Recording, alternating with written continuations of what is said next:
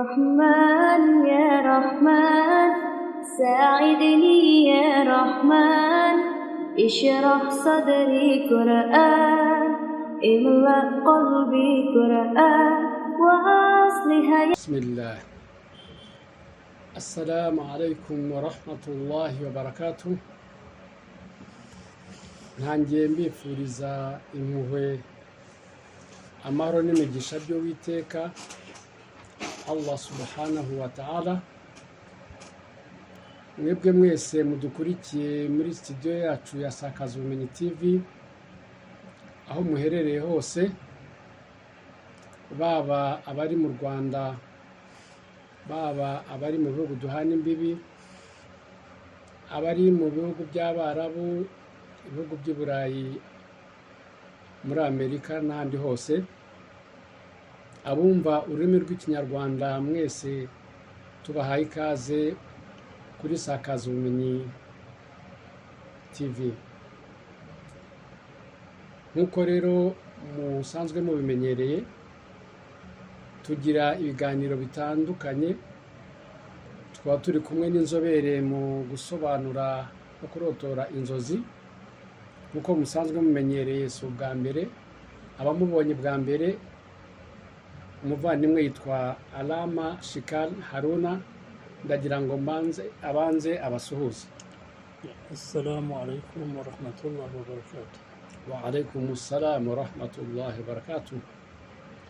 Uyu munsi rero wa none twabateguriye ikiganiro giteye amatsiko.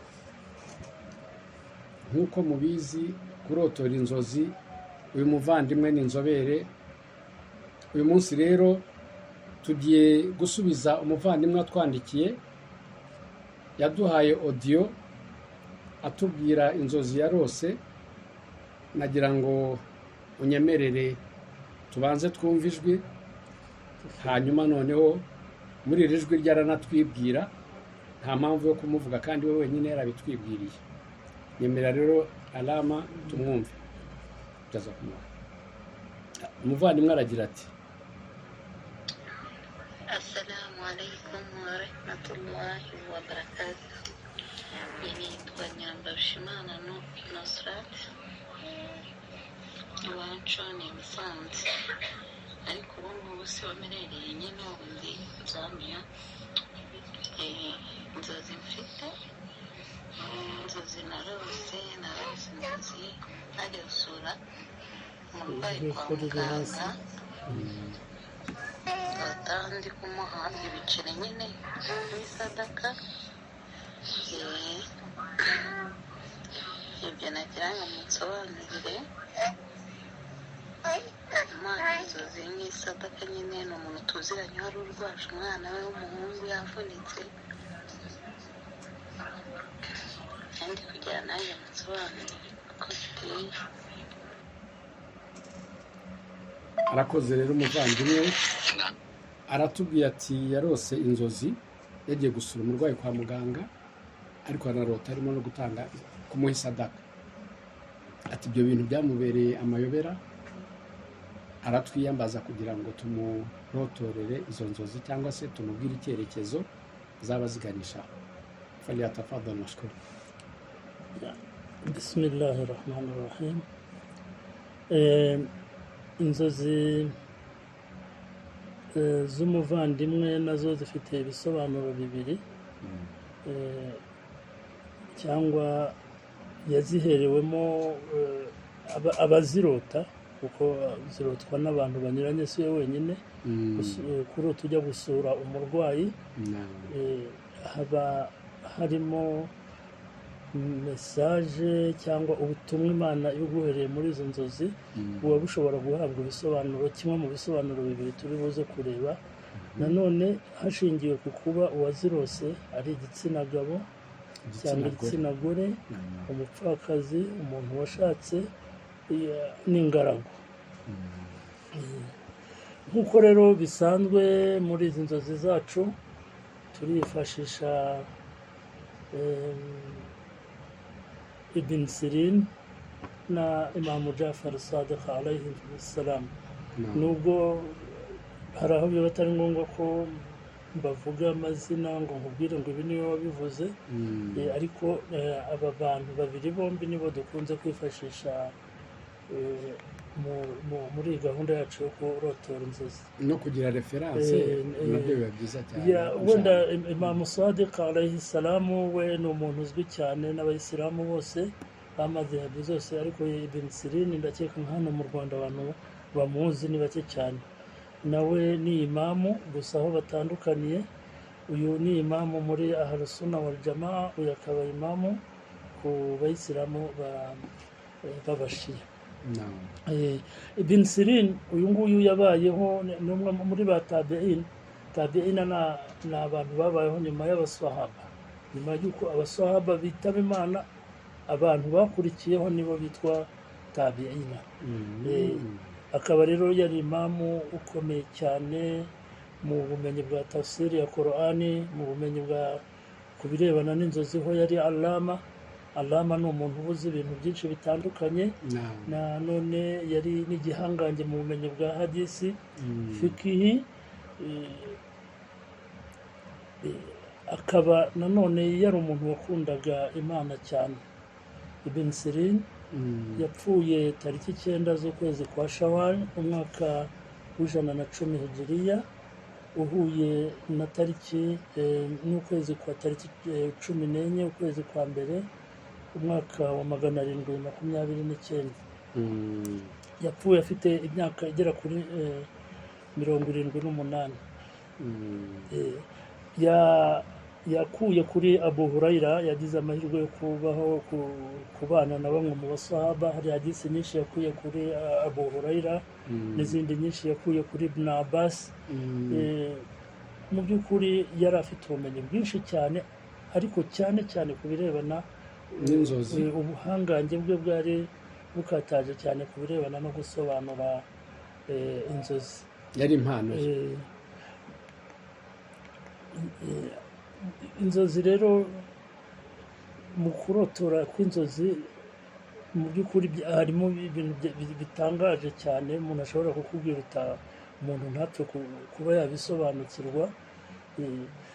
Urugero nk'uko tubwirwa n'uyu Khalid bin Dinar, avuga yuko igihe kimwe yari mu rugo rwa Ibn Sirin, haza umugabo aramubwira ati iri joro naraye iri joro narose ndi kunywa amazi cyangwa ikinyobwa mbega arakure hano, ngo yari kukinywera mu ibirika. Uzi ko ibirika igira umunwa, ngo ariko muri kwa kunywa y'amazi yari muri ya birika, ngo namira rimwe nkumva harimo isukari, ubundi namira nkumva ni amazi asanzwe, ubundi namira nkumva harimo umunyu mwinshi cyane. Ibn Sirin nyuma yo kumva izo nzozi z'uwo mugabo, yamiraga amazi afite uburyo butandukanye. Ati wa mugabo, izi nzozi zawe wumva uburyo mu kurotora inzozi yari umuhanga. Uburyo ari bumuroterera inzozi ntabwo wowe ushobora gutekereza ko hari aho bihuriye. Nanjye nimo ndabishaka numva nabizi. Ibn Sirin yaramubwiye ati tinya Imana, ibintu ukora ni amahano. Izi nzozi zawe ziragaragaza ko uca umugore wawe inyuma ukaryamana na murumuna. Ati ibyo bintu biri kuba. Mugabo aratangara cyane, atuzi ko ukora ibyo bintu ninjye wari ubizi wenyine, byari ibanga ryanjye. None nkubwiye inzozi uhita umenya ibanga nibitseho, isubireho. Abadukurikiye rero murumva ko uyu munsi iki kiganiro kiraryoshye cyane. Ndabasabye dutangirane rwose turangiza iki kiganiro, murumva ko giteye amatsiko. Nanone igihe kimwe Ibn Sirin umuntu yaje kumubwira ngo amurotere inzozi, ati narose ndi kwihagarika, ariko muri uko kwihagarika mu mwanya wo kuza inkari hakaza amaraso. Ibn Sirin aramubwira ati ibi kiriya kintu ukora Imana yarakibujije cyo kuryamana n'umugore ari mu mihango. Izi nzozi zawe ziravuga ko uryamana n'umugore wawe ari mu mihango kandi ntabwo uyu mucari mwiza ubureke wa mugabo nawe aratangara ati icyo kintu ninjye n'umugore wanjye twari tukizi none arakuri hari uko tuzajya turotora inzozi afite udukoryo twinshi cyane mu kurotora inzozi tuzajya tugenda tutuganiraho nk'uko mbibutse rero mwe mudukurikiye gukora subscribe kuri channel yacu ya Sakaza Ubumenyi TV, munakora share kuri bagenzi banyu, munakora like aho mwanyuzwe n'ibiganiro, cyane cyane comment zanyu turazikeneye. Comment turazikeneye rwose, ibitekerezo byanyu mwe mutwumva turabikeneye. Reka twumve umwanya rero. Iyo rero umuntu arota asura umurwayi nk'uko natangiye mbivuga bifite ibisobanuro bibiri cyangwa harimo ubutumwa bw'uburyo bubiri. Bishobora kuba ari ubutumwa bw'ibintu byiza turi buze kureba bimwe na bimwe muri ibyo bintu umuntu yarose yagiye gusura umurwayi, izo nzozi ziba zimuha ubutumwa bwiza, amakuru meza ziba zimuha. Nuko hari ikindi gihe inzozi nk'izo ngizo hari amakuru mabi cyangwa ubutumwa butari bwiza ziba zishobora kuba zatanga. Reka nusura turera tega amatwi n'abandi mwese tubonera kumva ibisobanuro. Ariko kenshi na kenshi ku inzozi umuntu arota yagiye gusura umurwayi ziba zivuga yuko wa muntu aba hari ukuntu aba yari yugarijwe n'ibibazo by'ubuzima, noneho iyo agiye gusura umurwayi icyo gihe aba ahawe ubutumwa muri za nzozi yuko bya bibazo yari amaze iminsi anyuramo bigiye gushira kurangira agatangira kubaho ubuzima bwiza. Niba ari umuntu uzirose yari amaze igihe kinini afite ikibazo cy'ubukene, risiki ari nkeya mu rugo, inzozi nk'izo ziba zitanga ubutumwa yuko bya bihe byari bibi by'inzara, byo kutabona amafaranga, byo kutagira icyo yinjiza bigiye guhinduka, atangire kubaho ubuzima bwiza. Noneho iyo sinzi nusura iyo biva live twari kumusobanuza, hari igihe urota wasuye umuntu uzi, ni umuntu uzi, ni inshuti ye, ni inshuti. Hari n'igihe urota wasuye umuntu we yari yasuye inshuti ye. Noneho iyo urose wasuye umuntu usanzwe uzi, izo nzozi ziba zishaka kuvuga ko wa muntu niba koko uwo muntu usanzwe umuzi kandi akaba arwaye, izo nzozi ziba zitanga ubutumwa ko wa murwayi uzi wabonye mu nzozi ari hafi gukira. Nanone bivugwa yuko umuntu ubonye inzozi nk'izo ngizo, bamwe mu basobanuzi b'inzozi bavuga yuko inzozi nk'izo ngizo hari igihe ziba zivuga yuko mu gihe cya vuba uzatumirwa n'abantu bo mu muryango wawe, hari gahunda yabaye y'ubukwe cyangwa n'ibindi. Ni integuza z'ubutumire. Ni integuza z'ubutumire. Iyo ari wa muntu nyine warose uri gusura umuntu uzi, bishobore kuba izo nzozi hari igihe ziba zivuga ko hari ubutumire uri hafi kubona kandi bw'abantu bo hafi muri famiye kuri gahunda iyo ari yo yose, cyangwa se zikaba zivuga yuko kuko niba wa murwayi ahari arwaye icyo gihe zimusura neza gukira. Za nzozi ziba zikubwira ko wa murwayi ari hafi gukira. Noneho iyo umuntu arose abona umwanzi we, hari umuntu ufata nk'umwanzi uzitikana n'umwanzi wanjye, ukabona mu nzozi ugiye gusura wa muntu wowe wabonaga nk'umwanzi wawe. Inzozi nk'izo ngizo nazo ni inzozi nziza cyane, ziba zivuga yuko hari ibibazo bikomeye cyane umaze iminsi unyuramo, wenda ku bya bibazo byenda gukemuka. Ariko iyo warose wagiye gusura wa mwanzi wawe, noneho mu nzozi ukarota wifuza uti yabaga yapfaga, ubwo icyo gihe ntabwo za nzozi ziba zivuga umwanzi w'umuntu, ahubwo ni ibibazo biba bimaze iminsi bikugarije, wifuza ko bya bibazo birangira, kandi koko izo nzozi ziba ziguhaye inkuru nziza y'uko bya bibazo wari umazemo igihe ugiye kubivamo ukinjira mu bihe byiza. ugiye kubona ibisubizo by'ibibazo wari urimo. Muri rusange rero abamenyi barotora inzozi bahuriza ku kuba inzozi umuntu arota abona ajya gusura umurwayi mu by'ukuri ziba ari inzozi nziza cyane, ziba ari inzozi kenshi na kenshi zivuga yuko hari imigambi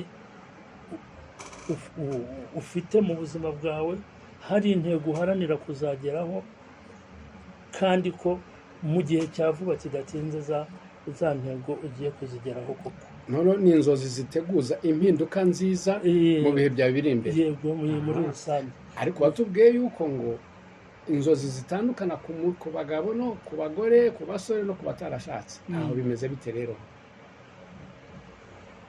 Aho turi buze kuhagera. Naam. Noneho ku birebana n'uyu mushiki wacu, we yari yagiye gusura inshuti ye. Naam. Nabyo iyo ari inshuti yawe nabyo biba bivuga yuko hari ibindi bihe ugiye kwinjiramo, kandi nabyo biba ari ibihe byiza. Nicyo ziba zivuga iyo ari inshuti yawe. Sinzi rero uyu muvandimwe rero yaravuze ati wenda hari inzozi zibaho zitwa ko zigaruka buri gihe, ariko we yatubwiye ko yazirose rimwe zitigeze zigaruka. Ntabwo yigeze avuga ko zagarutse cyangwa se zitagarutse. Noneho ndacyakomeje gusobanura inzozi umuntu arota ajya gusura umurwayi. Noneho iyo ugiye gusura umurwayi, muri kwa kumusura mu nzozi ukabona hari ukuntu ubabaye, kubabaje uburwayi bwe, iyo wa muntu ugiye gusura usanzwe ari umuntu uzi, ukamubona arwaye kandi uburwayi bwo kumva bukubabaje, izo nzozi ziba zivuga ku marangamutima uwo muntu agufitiye nawe umufitiye, amarangamutima aba yuzuyemo urukundo. Bivuga ngo uwo muntu muba mukundanye cyane, mushyiranye ku mutima ku buryo buri wese aba ari inkoramutima y'undi, nicyo inkoramutima y'undi nicyo biba bishatse kuvuga. Noneho reka warumbajije uti iyo umuntu arose za nzozi ari muri bya byiciro by'ubuzima wari umaze kuvuga, reka ahangaha turebe mu gihe inzozi nk'izo ngizo ziroswe n'umuntu uba akiri ingaragu atari yashaka. Iyo umuntu uri ingaragu abonye inzozi nk'izo ngizo ajya gusura umurwayi, ariko wa murwayi nyine akabona nubwo ari umurwayi atarembye atameze nabi, izo nzozi muri icyo gihe izo nzozi ziba zivuga yuko hari umuntu runaka, wa muntu ukiri ingaragu, hari umuntu runaka aba yaragiye ahantu agatinda cyangwa amaze igihe kinini atamubona. Izo nzozi ziba zimuha inkuru nziza y'uko wa muntu agiye kuza akamubona. Ingaragu nazo zirimo amoko abiri, hari ingaragu y'umusore n'ingaragu y'umukobwa. Aba ari ingaragu muri rusange. Abo ni ingaragu muri rusange mwese. Sawa. Noneho umuntu iyo abonye muri izo nzozi yuko akabona yuko umuntu umwe wo mu muryango we akabona ari we uwo muntu ari we urwaye, icyo gihe izo nzozi ziba zishaka kuvuga yuko uwo muntu uzibonye ukiri ingaragu aba agiye guca mu bihe bitari byiza, azagiriramo ibibazo by'urusobe, ariko nyuma akazageraho bya bibazo akabivamo. noneho iyo inzozi nk'izo ngizo ziroswe n'umuntu wamaze gushaka ufite umuryango. uwashatse Mm. uwashatse bwo bimeze bite? nabyo biba bivuga yuko uwo muntu washatse hari ibibazo agiye guhura nabyo abitewe n'urushako. Ni ukuvuga haba hari ibibazo aba agomba kwitegura ko hari ibibazo agiye kunyuramo bitewe n'urushako, bitewe n'umugabo mbega uburyo azamubanira cyangwa se umugore oya cyangwa umugore. Iyo ziroswa n'umugabo biba bivuga ko agiye guhura n'ibibazo by'urushako bivuye ku mugore, zarotwa n'umugore nabyo bikaba bivuga yuko hari ibibazo bifite aho bihuriye n'urushako agiye kunyura.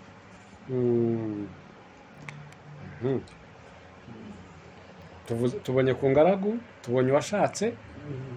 mwe mudukurikiye rero ni ukugira ngo abantu bose bisange muri ibi biganiro. Iyo dusobanura cyangwa se turotora inzozi, tugerageza gufata mu mpande zose kugira ngo haba ari abasore, haba ari abashatse, yewe n'abatandukanye, kugira ngo mwese mutahane inyungu kuri iki kiganiro tuba twateguye. Ubwo rero mureke dutege amatwi kugira ngo noneho nanone inzozi nk'izi ngizi iyo ziroswe n'umukobwa utari washaka cyangwa utari wabyara, cyangwa wenda akaba ari n'umugore ariko atari yabyara, igitsina gore, icyo gihe inzozi nk'izi ngizi ziba zivuga yuko zimuha inkuru nziza yuko ari hafi gutwara inda, nawe agatangira kugira umuryango. agatwara inda kandi atarashaka?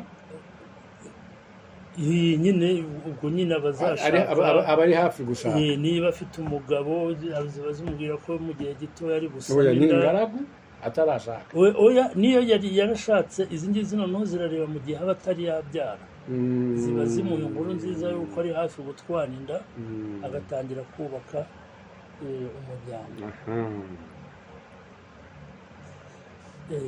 naho rero umugore utwite iyo abonye inzozi nk'izi ngizi akabona umurwayi urembye umeze nabi, icyo gihe inzozi nk'izi ngizi ziba atari nziza, ziba zimubwira yuko umwana atwite azamuteza ibibazo byinshi. Ndagira inama umumama uwo ari we wese utwite uzabona inzozi nk'izi ngizi kujya ajya kwa muganga cyane, abaganga kubireba, abaganga bakajya bamukurikiranira hafi umwana we kugira ngo arebe ko bya bibazo yahawe yabwiwe mu nzozi ko iriya nda ishobora kumuteza, ashobore kubirokoka abifashijwemo n'abaganga. ishobora kuba yavamo batamukoreye, bamutamukurikiranye neza. Mwumva rero abantu mutwite mukaba mwarota inzozi nk'izi ngizi, barabagira inama y'uko mwajya mwegera abaganga cyane, mukabasura cyane kugira ngo babafashe bakurikirana.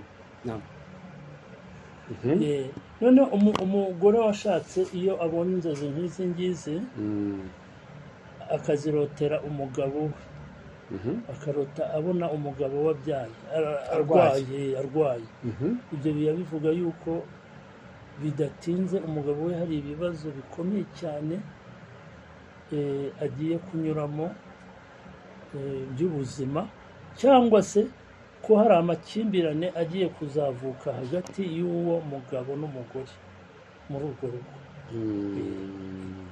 nongere nsubiremo, iyo umugore arose abona umugabo we arwaye cyane, ibyo biba bivuga yuko yarembye, ibyo biba bivuga yuko wa mugabo hari ibibazo agiye gucamo bikomeye cyane, cyangwa se inzozi nk'izo ngizo ziba zivuga yuko hari amakimbirane kandi atoroshye agiye kuvuka hagati y'uwo mugabo n'umugore. kimwe n'uko n'umugabo aramutse arotse uwo bashakanye umugore warwaye, naho niko byaba bimeze. naho niko byaba bimeze.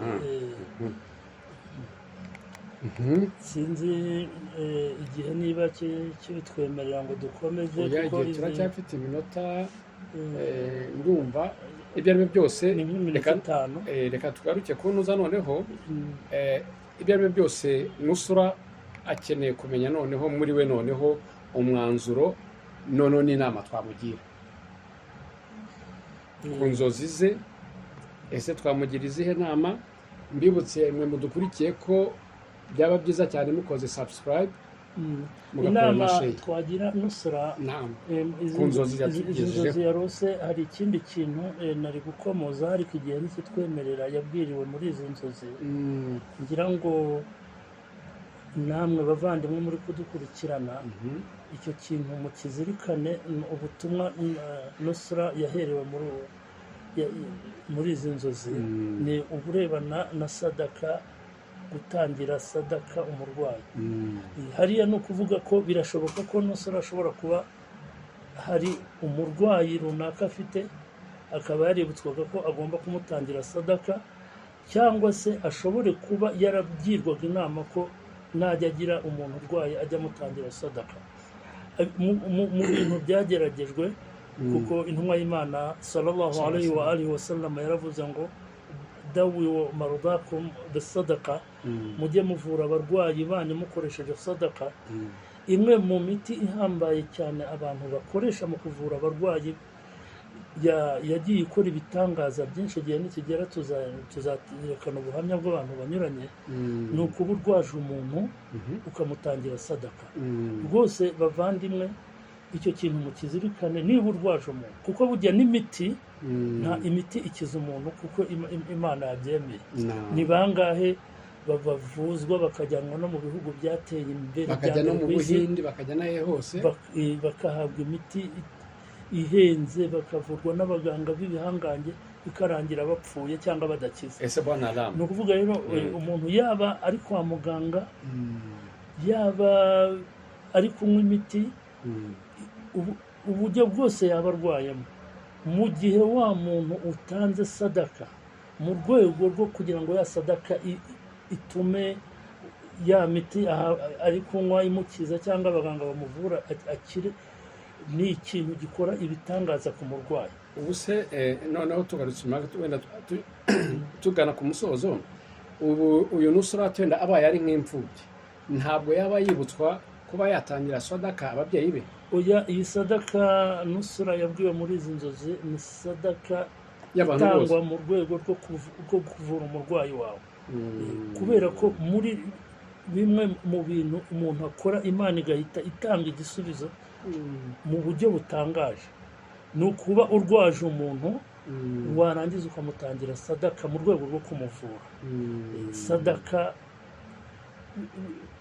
bijyanye n'ubushobozi bwawe, none ukayitanga iniya yawe. Iyi sadaka nyitanze kugira ngo Imana ifashe umurwayi wanjye uri kwa muganga, abaganga bamuvura akire, umurwayi wanjye imiti ari gufata imukize. Uburyo bwose umurwayi wawe yaba arwaye, muvandimwe, ukamutangira sadaka yo muri urwo rwego, uzabona ibitangaza. Nawe hari igihe tuzakubonera gutanga ubuhamya nk'uko abandi bagiye babutanga nyuma yo gukurikiza inama bagiriwe muri iyo hadisi, dawe wa marudakum bisadaka, mujye muvura abarwayi banyu mukoresheje sadaka. Ntabwo bivuze ngo wijyane umurwayi kwa muganga, kuko no kugira ngo muganga akuvure nuko Imana iba yabishatse, n'imiti kugira ngo ikuvure nuko Imana iba yabishatse. Umuti wa sadaka ukora igihe cyose ufite umurwayi, hatitawe ngo ari kwa muganga, hatitawe ngo ari gufata imiti. Arakoze rero umuvandimwe Alama Shikari Haruna ku bisobanuro atugejejeho, aho asobanuriye umuvandimwe Nyirambarushimana Nusra. Ubwo ibisobanuro byose mwabihawe.